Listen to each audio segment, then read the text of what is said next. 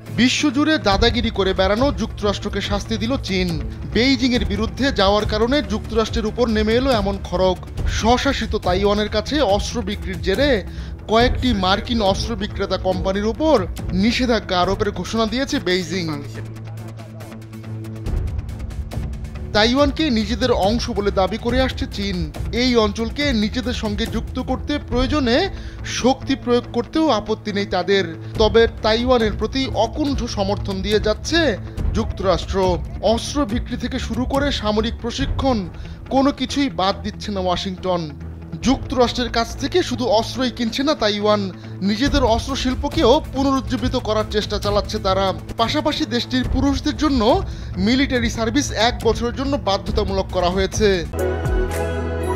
বাংলাদেশের একমাত্র multinational tiles brand আরএকে ceramics. তবে তাইওয়ানকে সহযোগিতা না করতে চীন মার্কিন কোম্পানিগুলোর প্রতি আহ্বান জানালেও তাতে কান দেয়নি কোনো পক্ষই।